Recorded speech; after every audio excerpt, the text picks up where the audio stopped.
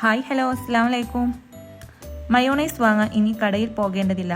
വീട്ടിലുള്ള കുറച്ച് സാധനങ്ങൾ മാത്രം ഉപയോഗിച്ച് വെറും കുറച്ച് മിനിറ്റുകൾക്കുള്ളിൽ സൂപ്പർ ക്രീമിയും ടേസ്റ്റിയുമായ മയോണൈസ് ഉണ്ടാക്കാം. മയോണൈസ് ശരിയായ കൺസിസ്റ്റൻസിയിൽ കിട്ടാൻ ഒരു ചെറിയ ട്രിക്ക് ഉണ്ട്. അത് വീഡിയോയുടെ അവസാനം പറയാം. അതുകൊണ്ട് വീഡിയോ സ്കിപ്പ് ചെയ്യാതെ അവസാനം വരെ കാണണേ. വെജിറ്റബിൾ മയോണൈസാണ് നമ്മൾ ഉണ്ടാക്കുന്നത്. അതിനുവേണ്ടി 3 പൊട്ടാറ്റോ എടുത്തിട്ടുണ്ട്. ഇത് ചെറിയ കഷ്ണങ്ങളായിട്ട് ബോയിൽ ചെയ്തെടുക്കുക. നല്ല ചൂടുണ്ട്, അതുകൊണ്ട് ഇത് ചൂടാറിയതിന് ശേഷം അതിൻ്റെ സ്കിന്നൊക്കെ കളയാം.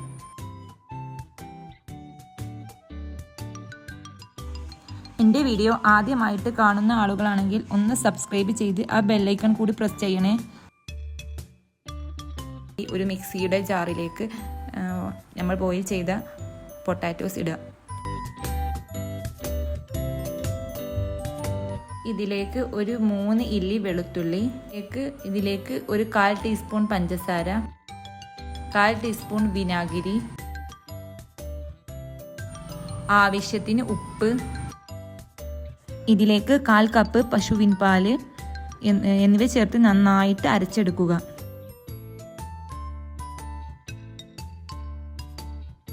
നന്നായി അരഞ്ഞതിന് ശേഷം ഒരു 1/4 കപ്പ് സൺഫ്ലവർ ഓയിൽ ചേർത്ത് ഒരു 20 സെക്കൻഡ് അടിച്ചെടുക്കുക.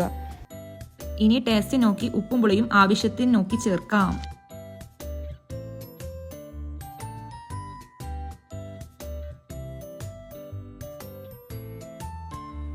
ഇപ്പോൾ നോക്കൂ, നമ്മുടെ മയോണൈസ് എത്ര ക്രീമി ആയിട്ടാണ് വന്നിരിക്കുന്നത്. സ്പൂണ് കൊണ്ട് എടുത്താൽ ഇങ്ങനെ തിക്കായി നിൽക്കണം. വളരെ ലിക്വിഡ് ആണെങ്കിൽ കുറച്ച് ഓയിൽ കൂടി പതുക്കെ ചേർത്ത് ബ്ലെൻഡ് ചെയ്യണം. ഈ ഹോംമെയ്ഡ് മയോണൈസ് ബർഗർ, സാൻഡ്വിച്ച്, ഷവർമ, ചിക്കൻ റോൾ, ഫ്രഞ്ച് ഫ്രൈസ് എന്നിവയോടൊപ്പം ഉപയോഗിക്കാം. പ്രത്യേകിച്ച് വീട്ടിൽ തയ്യാറാക്കിയ മയോണൈസ് ആയതുകൊണ്ട് ഫ്രഷായി ഉപയോഗിക്കുമ്പോൾ ടേസ്റ്റ് തന്നെ വേറെയാണ്. ഇനി മയോണൈസ് ഒരു എയർ ടൈറ്റ് കണ്ടെയ്നറിലേക്ക് മാറ്റി ഫ്രിഡ്ജിൽ സൂക്ഷിക്കാം.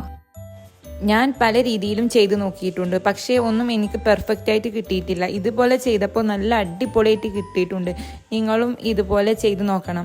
ഈ റെസിപ്പി നിങ്ങൾക്ക് ഇഷ്ടപ്പെട്ടെങ്കിൽ വീഡിയോ ലൈക്ക് ചെയ്യണേ. ഇത് പരീക്ഷിച്ചാൽ എങ്ങനെയുണ്ടെന്ന് കമൻറ്റ് ചെയ്യാനും മറക്കരുത്. ഇതുപോലെയുള്ള ഈസി ഹോം മെയ്ഡ് റെസിപ്പിക്കായി നമ്മുടെ ചാനൽ സബ്സ്ക്രൈബ് ചെയ്തു ബെല്ലൈക്കൺ കൂടി പ്രസ് ചെയ്യണം. അടുത്ത ഒരു അടിപൊളി വീഡിയോയുമായി വീണ്ടും കാണാം. Thanks for watching my video. By.